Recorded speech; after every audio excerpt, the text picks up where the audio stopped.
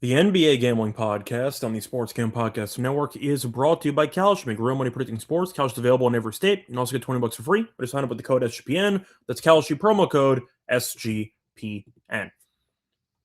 And welcome everyone to the NBA Gambling Podcast here on the Sports Gambling Podcast Network. Currently Sunday night, February 8th, 10:30 p.m. Eastern Time.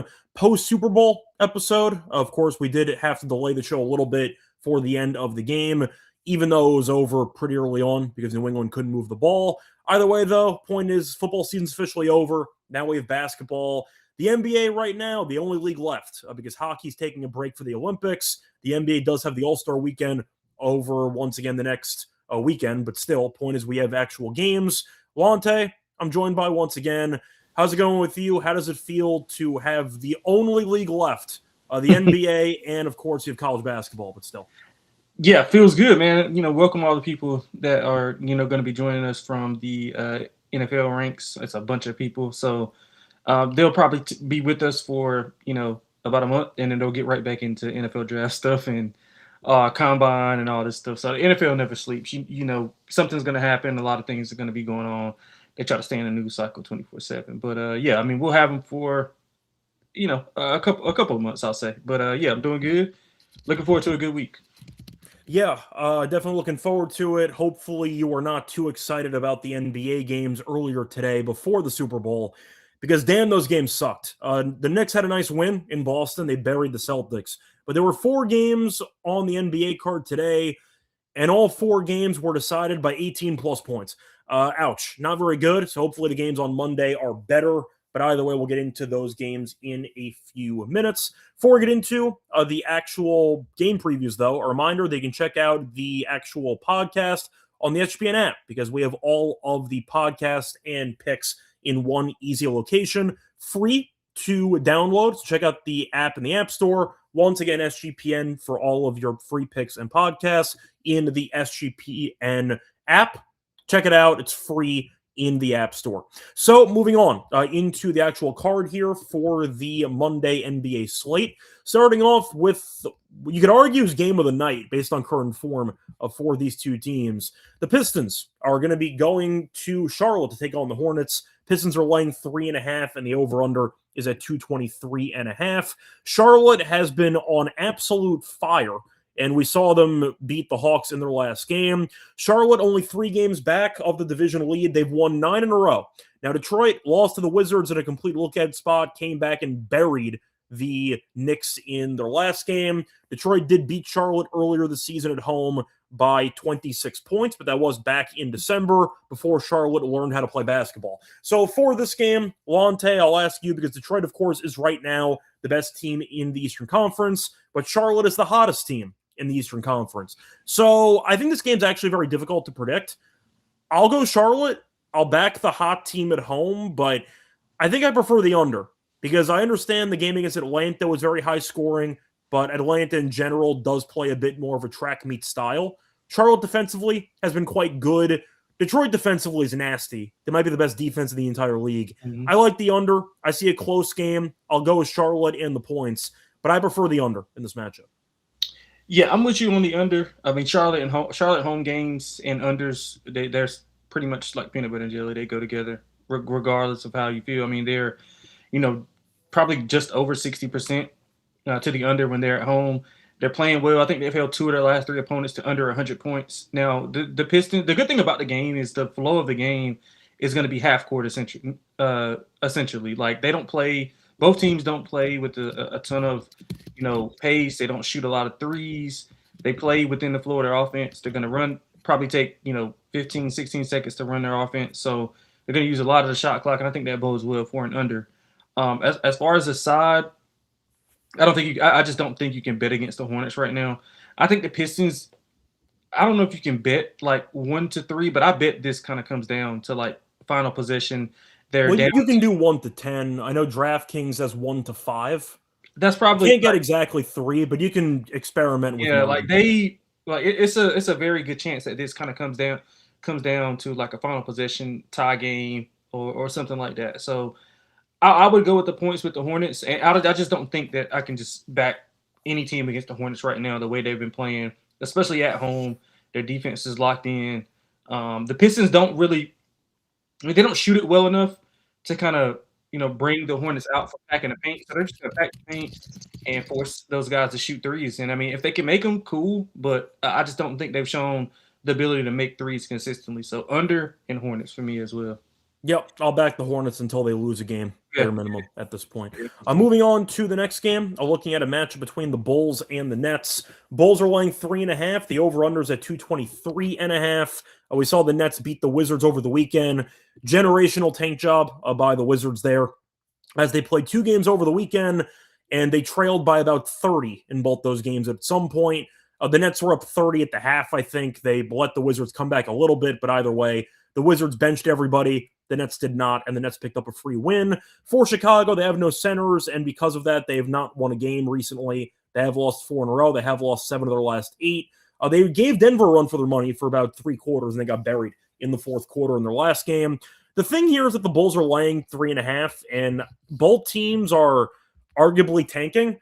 Then again, I'm not sure the Nets are actually tanking because it looks like they're still trying, which is bad for me because I have their win total under.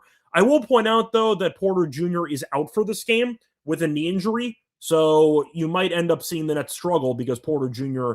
has been their best player by far. He's averaging 25 points per game, and so far this season, the Nets have been really terrible whenever he does not play.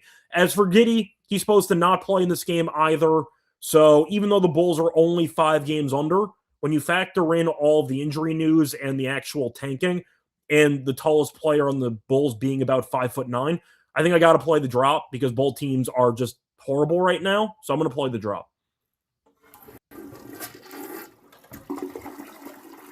Now, I understand the Nets, once again, are missing their best player, and they've been really bad without Porter Jr., but at the same point, I can't take the Bulls. This team isn't a serious franchise, and they've proven it by getting 15 guards on their roster. If you're watching the games recently, they can't defend anybody. The Nuggets scored 136, the Raptors scored 113, the Bucks scored 131, and the Heat scored 134. So if you're not going to get stops at all, at least the Nets can play defense occasionally. They might not be able to score, but I do think the Bulls defensively are so bad that might allow the Nets to score in this game. I'm going Nets money line.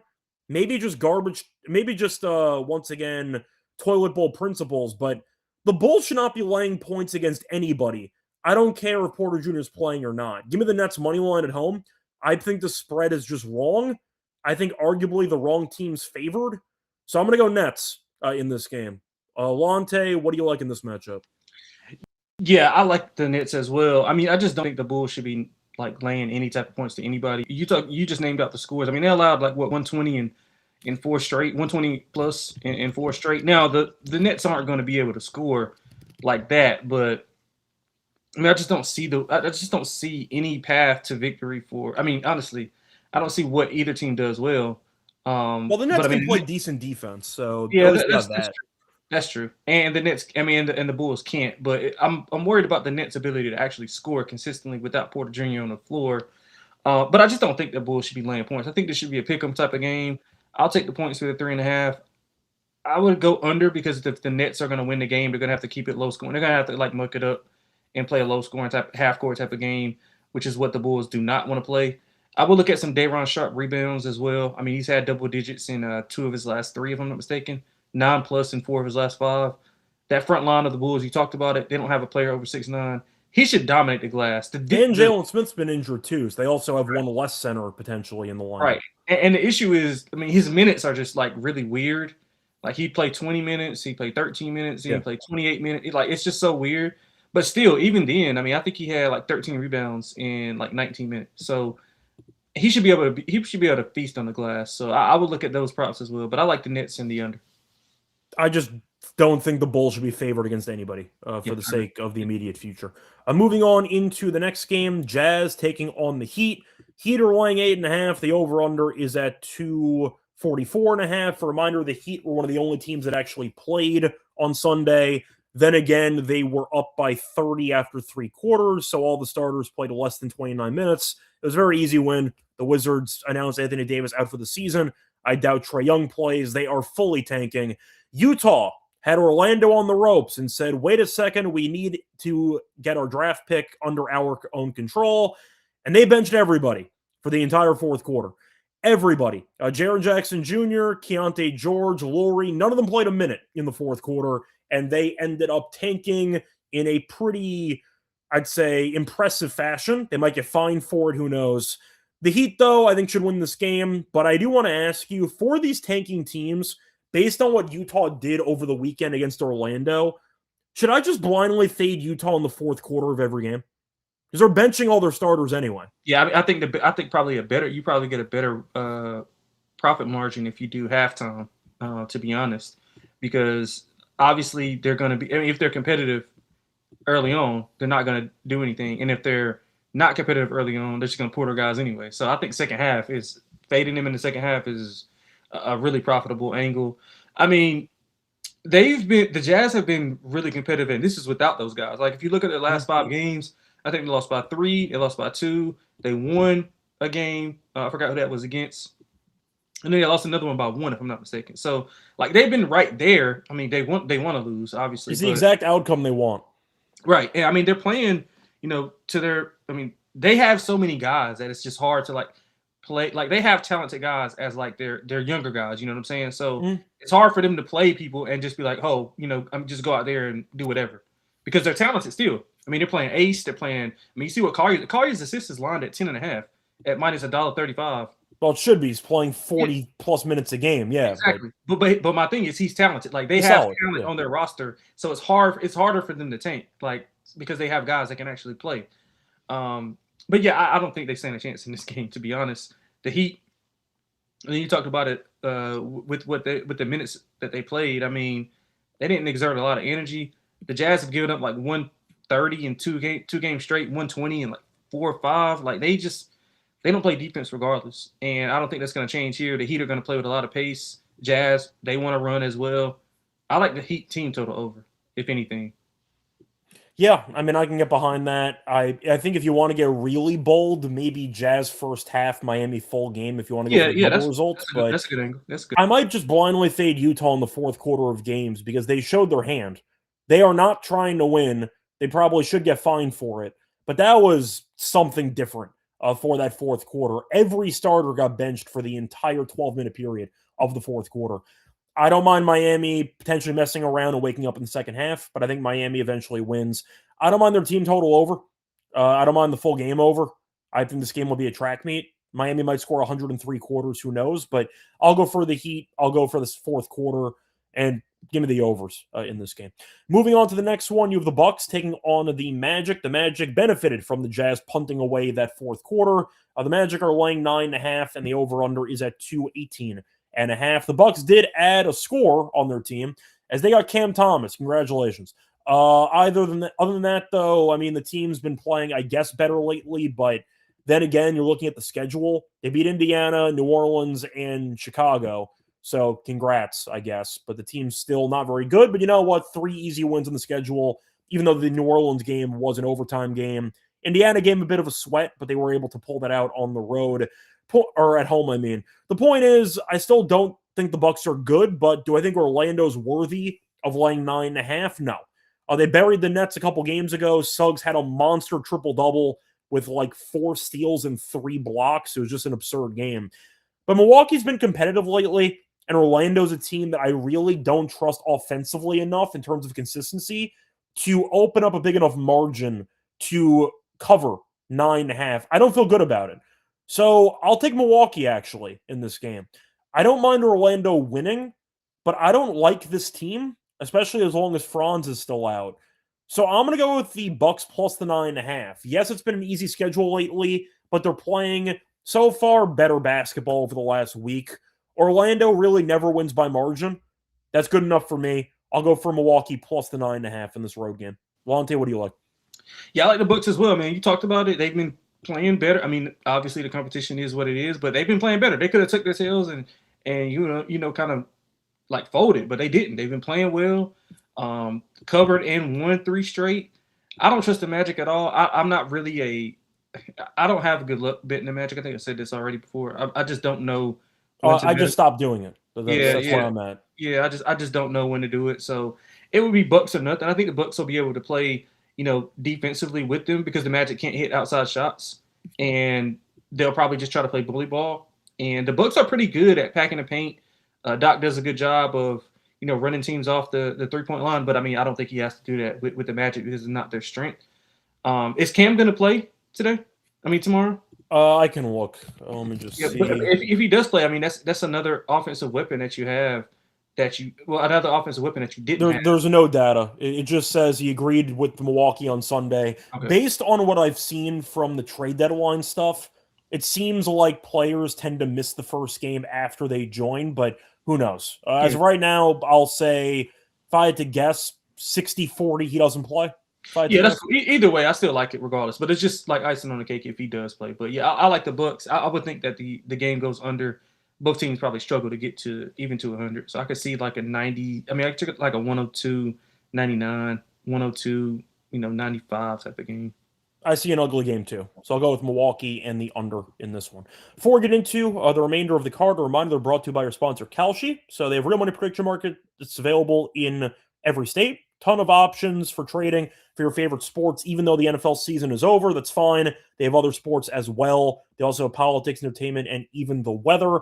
And new customers get $20 when they sign up with the code SGPN. That's Kalshi, Kalshi, code SGPN for free, $20 to sign up. Once again at Kalshi. We're also brought to you by Rebet. So Rebet is the #1 social sports booking casino out there, available in 35 plus states, including Texas and California. Get on the action with Rebet, plus get a 100% purchase match up to $100 with promo code SGPN. That's Rebet, promo code SGPN. Welcome back, everyone, to the NBA Game Podcast. Finished going through the first couple games for Monday. Time to move on into the next game. You have the Hawks taking on the Timberwolves. Timberwolves are laying 6.5 at home, and the over-under is 235.5. Minnesota technically played on Sunday. They didn't show up, but they did technically play. A quiet 41, and they got buried. They lost by 19. It was really ugly early on, and it stayed that way. Gobert called out the team's effort in the last game. Nobody listened to him because he's Rudy Gobert, and they ended up losing again to the Clippers. But back-to-back losses to New Orleans and the Clippers, both of them at home. They've lost 3 of the last 4 against Memphis. They should have lost to Toronto. They ended up losing to the Pelicans and the Clippers. So they have lost 3 of their last 4. It should be 4 straight, but either way, they have not been good at all. Atlanta lost to Charlotte. They were competitive, but we know Charlotte's been a freight train over the last couple of weeks. Maybe you could argue it's a good step-up spot for Minnesota because they have lost a couple of games recently, but I can't back this team.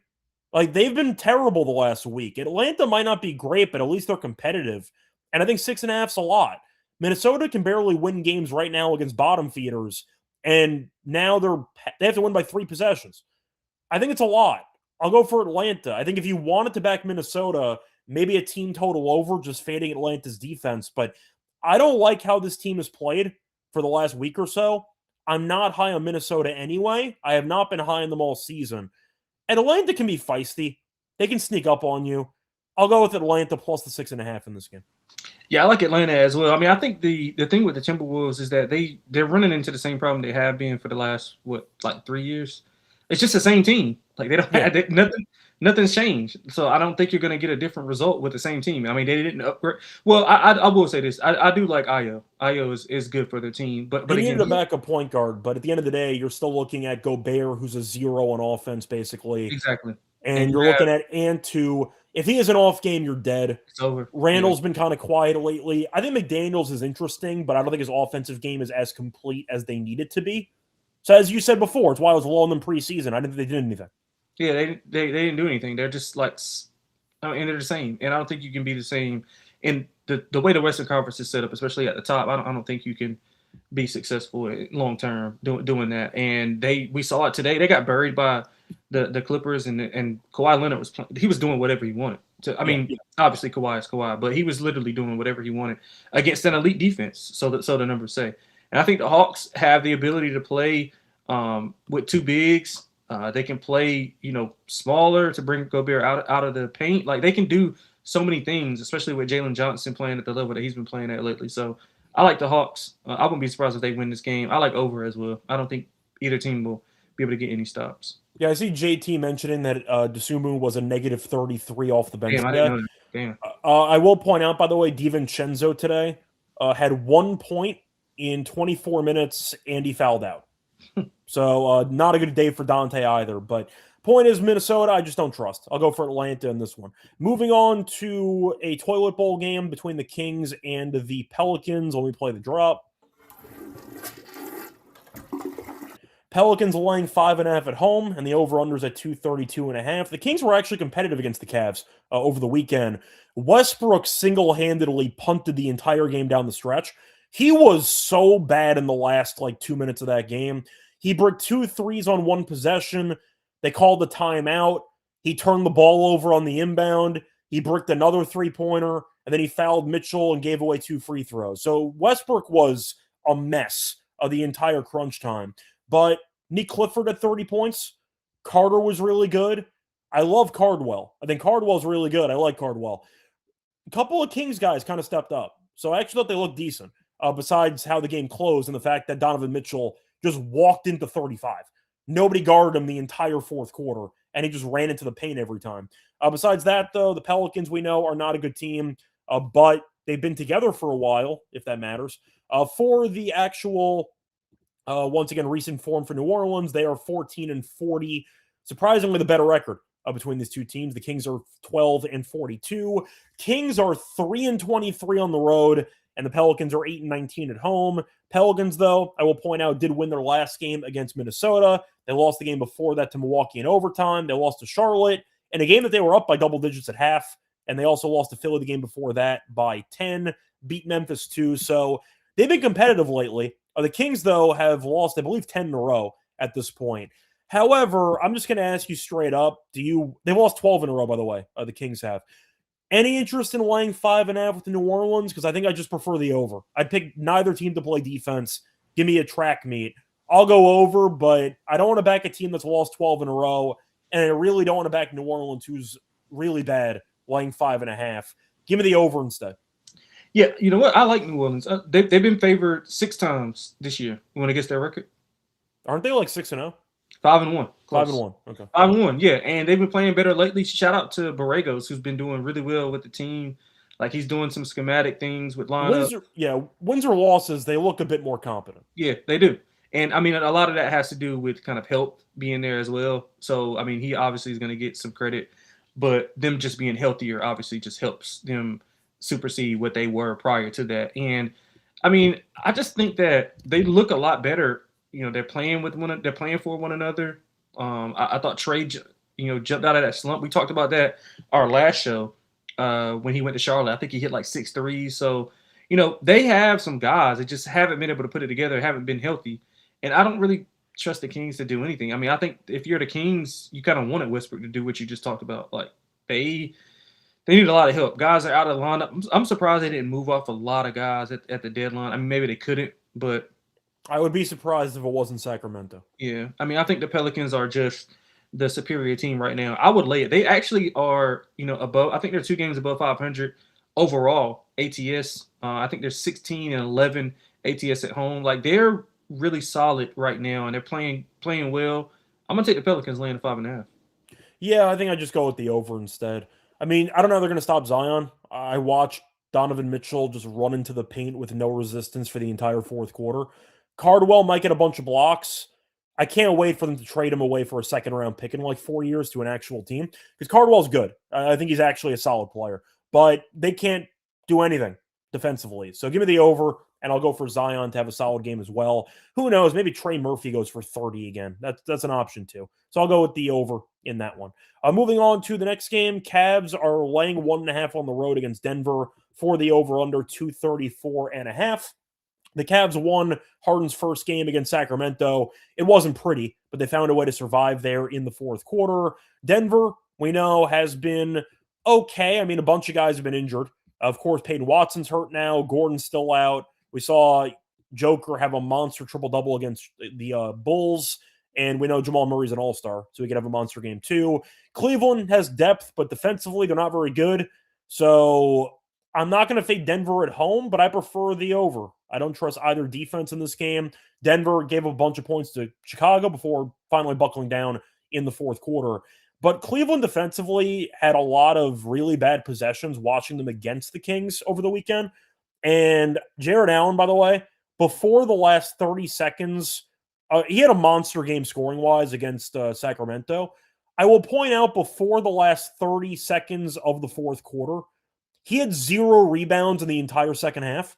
And I watched it because I had his double-double. He had 8 rebounds in the first half, and I won with a rebound with 1 second left after he had 8 in the first half. So I watched Jared Allen do cardio basically on the boards for about 22 minutes in the second half. The point is, though, I don't think they can stop Joker. I don't think these guards on Denver can stop Donovan Mitchell. So I just see a bunch of points. Give me the over. And this is going to be a fun game.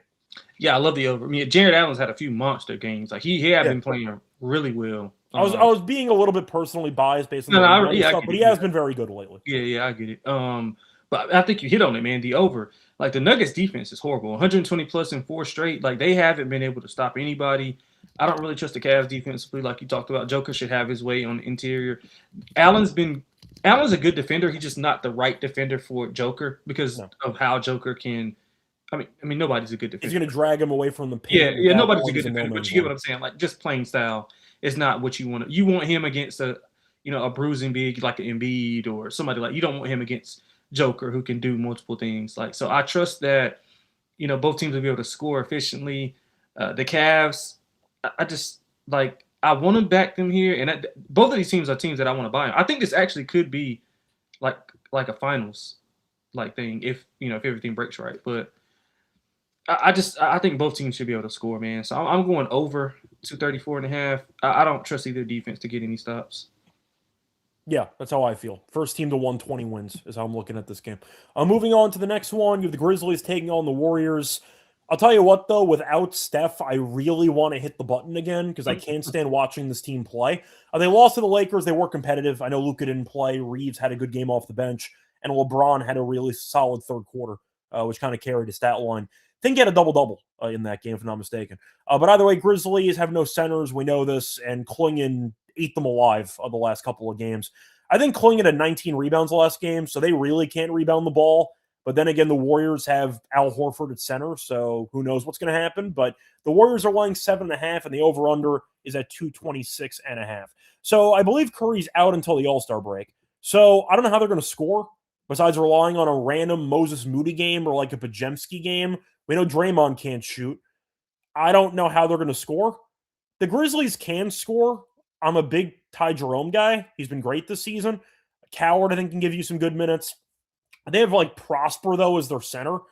Potentially Aldama, who I know missed the last game. We'll see how he looks. He's been injured recently. I am not laying 7.5 with Golden State. I understand they had a great comeback against Phoenix in the fourth quarter a couple games ago. That's great. Good for them. But laying 7.5 when this team cannot score the ball is just not something I'm interested in. It's a fringe toilet bowl game. I'm not laying 3 possessions. Give me the Grizzlies plus 7.5. Yeah, I like the Grizzlies, man. I like the way Ty Jerome's been playing. He's kind of exerted some energy into that team. They got only played more minutes. Yeah, they got a lot. Well, I think that's by design. And along with it is because he came back from injury. I'm just saying, if he played 30 minutes, I would bet him to score 30 in almost every game. Yeah, he's been good. I mean, you can see those guys. Cam Spencer, and in a limited role is a lot better. To what it's translatable to what he's what they envision him doing. He's not like a high usage point guard. I've been saying this for even before all the stuff happened with the Warriors. I mean, they're just in fade mode for me. I don't think they do anything well especially without Steph. They just don't have anything that they can hang their hat on. They play some good defense occasionally with Horford and with Draymond kind of. I will say that. They're solid defense. But they can only win a game one way. They got to make it as ugly as possible. If you like Golden State, take the under. Exactly. But I like the Warriors. I mean, I like the Grizzlies, so I'm going to take over. I like Grizzlies and over. Yeah, I think Ty Jerome has a solid game. Aldama Pajemski to not be terrible.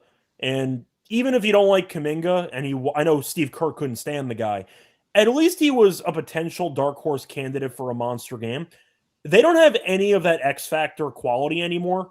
They have Melton off the bench taking some shots. I like Spencer, who I know got an official contract for the rest of the season. So good for him. But I don't like the roster at all. So I am going with the Grizzlies in this game. I see Dan asking the important question based on my tweet if I showered during halftime. I took a 20-minute shower. Phenomenal. It is by far the best Super Bowl move out there if you're not at a party. Lonte, did you go to a party or did you watch the game solo? I don't like being around people. Is that in general or for the Super Bowl? Both. Okay. Well, all right. Introvert Lonte prefers to just go to Vegas for summer league stuff instead. Anyway, well, I'll ask you though. Did you watch the halftime show? No. I mean, it was on. I would say that, but I mean, but you were like busy doing other stuff. You had it on the background. Yeah, I wasn't really locked into it. So for context, I tweeted out earlier today that if you are watching it by yourself, take a shower during the halftime show, no matter who's performing, and it's the best. It's great. It's like 30 minutes, nothing happens, whether you like Bad Bunny or not. To be honest, I don't really know much of his music. I think most of his music is basically sounds. You know what I'm saying? Like, I don't know if they're words, but they're sounds. He throws in like beats and some dancing and everything, but I can tell you if I heard a song, I recognize this one. The name of the song, no chance. I got no chance of telling you what any of the names are for his songs, but I was not interested. I took a shower for 20 minutes. I came back and it was kickoff. So it felt great. Yes, I timed it out perfectly. Recommend it. It's a great move. Moving on, though, to the next game. Looking at the matchup between the Thunder and the Lakers for this game.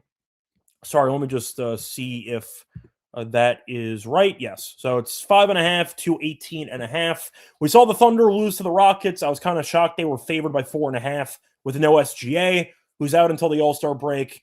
I saw, who was it, Şengün, who took his spot in the All-Star game, I think? I think so. Okay, so good for Şengün, who ended up getting in. Either way, though, Thunder laying 5.5 with no SGA.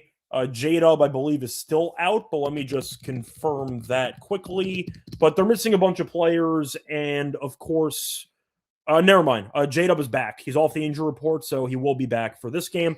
As for the Lakers, Luka is not playing on Monday, so expect Reeves and LeBron to try to carry the load there for the team. Do you want to lay 5.5 with J-Dub and the bench mob for OKC?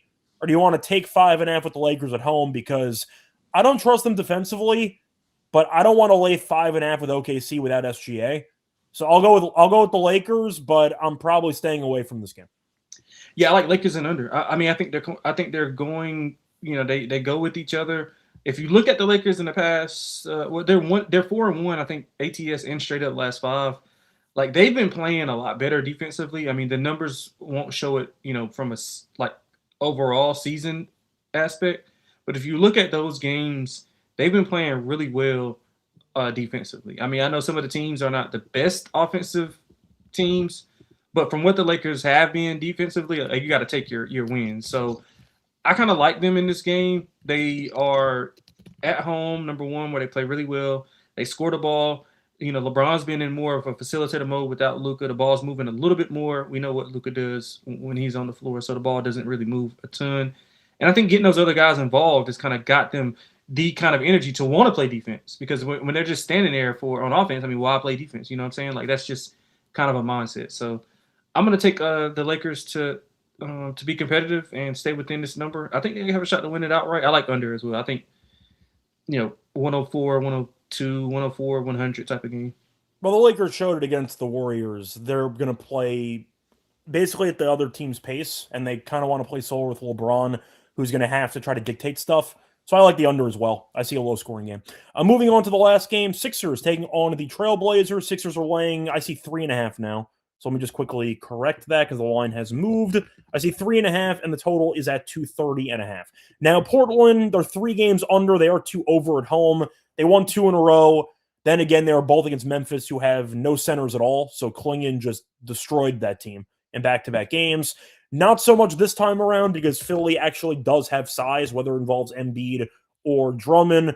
What do you know? Embiid's questionable. Who would have thought? Prescription P still out. But besides that, for Portland, once again, I know Time Lord's actually pretty healthy. Let me just see what Avdia's status is. Avdia is questionable, so maybe you'll wait and see if he's going to suit up or not. I'll ask you because Portland's been good at home. I know Scoot missed the last game, but he actually did appear in a game, so maybe he'll be back in the lineup for this one. But the Sixers might be able to use Embiid in this matchup. Who knows? Are you waiting and seeing? Because I feel like it's pretty tough to evaluate not knowing if Embiid's going to play. Yeah, it is. That's the main thing. And Embiid's been on a tear for like the last like 3 weeks. He's been, amazing whenever he's been playing. Yeah, I mean, I would assume that he's playing if the number moved from 2.5 to 3.5 at this time of the night for sure. I can't put my money on it right now until I see if he actually plays.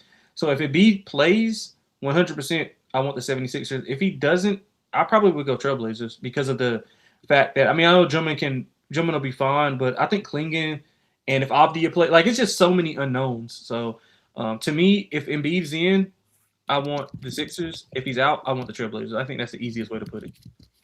Yeah, I think that it's definitely the way to go about it. I'm going to wait and see at this point. I need to know if Embiid's going to end up playing for this game to consider Philly. You can argue maybe Maxey carries. I think that's also an option too. But I don't really have an interest in betting this overnight. So that's kind of where I'm at for this one. Lonte, did you talk about the over-under? Any thoughts on the total for this game? Yeah, it would be under or nothing for me. Slow down pace. If Embiid's in the game, they're going to want to get him the ball and try to get those bigs in foul trouble. So I would go under. Yeah, cool. Anyway, that's going to wrap it up for all the games on the card for Monday. Time to move on into the, once again, Lock and Dog picks. Before we get into the Lock and Dog, reminder, they're brought to you by our sponsor, Underdog Fantasy. They've covered for pick'em entries in almost every single sport. Get in on Underdog and win up to 5,000 times your entry. And a reminder that they have a brand new offer for new customers. Play just $5. You can send $5 bonus funds when you sign up with the promo code MBSGPN at Underdog Fantasy. We're also brought to you by Rhythm. So they've been on a heater for college and NBA picks. Super easy to sign up for. You can also check them out for different sports. They have golf. They have college basketball. They have NBA as well. So even though NFL season is over, you can still use them for other different sports. And a reminder that for model building, you can do it in a couple of ways. Build your own from scratch. You can copy one for the leaderboard or let Rhythm's house model just give you plays that they like. So a couple ways to go about it. But a reminder, if you want to go premium with your membership, use the code SGPN25. We download the app, and you'll get a nice quarter off your first month. That's Rhythm, RATHMM, code SGPN25 for a quarter off your first month at Rhythm. Welcome back, everyone, to the Again podcast. Finished going through the games for Monday. Time to move on into the Lock and Dog picks. Lonte, what's going to be your Lock and Dog for the show? Yeah, I'm going to go with a total for the lock. Let's go over 235.5 for that Cleveland-Denver game. We talked about it. We both liked it. I just feel like nobody's getting stops in that game with the way that Denver's been playing defensively, with the way that, it's only small. It's a small sample size with the Harden thing. But I really do think that their offense is a little bit better with him on the floor because of his ability to space the floor, number one, and his ability to play make. He's rebounding the ball well also. So, they have the ability to do things that Garland couldn't do. Again, Harden's not a defensive player, but he is able to give them a little bit more size. So he's able to guard like a three or something like that. So I'm going to go with the over in that game. For the dog, I'm going to go with plus 185 on the Lakers. I think they're allowed to win the game.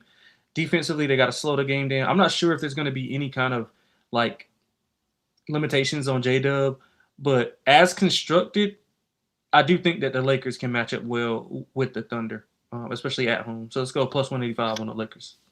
Yeah, for my lock on the show, do I want to go total here? What do I want to do here? Yeah, I wanted to consider maybe going Miami fourth quarter just to be different, but unfortunately there's no pricing available on that, so I'll keep an eye on that separately. I'm just going to go over in that Cavs and Nuggets game. I just don't see much defense being played at 234.5. I think it's going to be a track meet. I saw Cleveland's defense struggle against Sacramento. The Nuggets struggled defensively against Chicago. I just see a bunch of points, just simply put. It's going to be the over in that one as my lock. A couple of scripts to get there, so I think that total is too low at 234.5. For my dog, you know what? I'm going to do it because even though it's bad for my preseason win total, Chicago being favored against anybody is absurd. Give me the Nets plus 158. They're at home. Chicago's laying right now 4.5. The line actually went up on the road. I disagree. I know without Porter Jr., this team stinks, but Chicago's not any good. So I'll take the money line with the Nets at home. No travel involved because they played at home against Washington over the weekend. Give me the Nets money line at plus 158. So moving on to the underdog entry. Lonte, no pressure, but I did hit the solo entry on Friday. So we'll see how we do this time around. Lonte, anybody you want to target for underdog? Yeah, Davion Sharp. I'm on his rebounds. You might be putting a bit too much stock in the books actually having Sharp stuff. Yeah. So let me just quickly see if he's listed. I do not see anything for that. So I don't mind the angle, but unfortunately not available overnight. I think the easier part would be what is actually available on there, like game wise. It looks like we have some games here. I see the Cleveland game, I see the Detroit game, the Orlando game, the Miami game. I see the Nets game. So they have a bunch of games listed, just not Sharp. What about Mitchell? You like Mitchell? Yeah. I think that Mitchell should have a solid game against Denver. I'm gonna ask you who's gonna guard him. Nobody. Do you want to tell me you think's gonna guard the guy? Because I don't know who's supposed to guard him on this team. Nobody. And they can't double up. They can't double him because that means Harden's open. Yeah. He's an elite shot. He's an elite shot maker off the catch. Yeah. So for the record, the last 3 games against Denver, 33, 33, 28. One of the meetings was earlier this year. They played in early January. And in that game, for the record, that game did end up landing only 221. So a bit of a lower scoring game because Denver only scored 11 points in the fourth quarter. But Mitchell still had, once again, 33. Fun fact, 0 free throws in that game. And he had 33 points anyway. So I like the play. 26.5 is too low for Mitchell in general. I'll give him the higher on his points there. I co-signed that. I took this last entry, and I'm going to run it back. Anthony Edwards' first quarter points, I think, is still too low. It's at 8.5. He's had 9+ first quarter points in 5 of the last 6. The one exception was the game on Sunday. He had 8 against the Clippers. We know Atlanta defensively, not very good. I think Ant should have a solid start to the game. I'll go with Ant higher, 8.5 points. I'll recycle that from the last entry that I won on. And anybody else you want to go after? That's a good one actually that you just did give out. Because I can recycle another one that I used that I like again. What you got for this card? So last episode I did Bobby Portis. I did his PR. I took the higher on that one. Yeah, I think me and Terrell took that one episode ago. But yeah, I like that as well. Yeah, so I'll go with the PRA instead at 21.5. The higher I think is just solid. He's had at least 22 PRA in 8 of the last 9. For the record, against Orlando, he has had 22+ PRA in 2 of the last 3. They have to rely on him. I know Kuzma missed the last game. We'll see if he plays in this one. But he's been good recently, and I think he should have a decent matchup against Orlando. So I'll go for the higher on his PRA. So once again, the 3-pick entry for underdog, we're going to go Donovan Mitchell higher, 26.5 points. Ant, higher 8.5 first quarter points. And Bobby Portis, higher 21.5 PRA.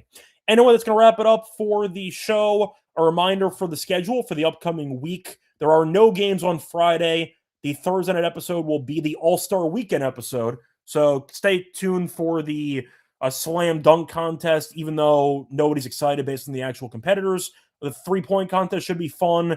Dame Lillard, who is injured, is somehow just participating. Crazy. So sure, I guess I'm fine with that, but we'll see how he looks. But either way, we'll be doing some All-Star Weekend stuff on Thursday night.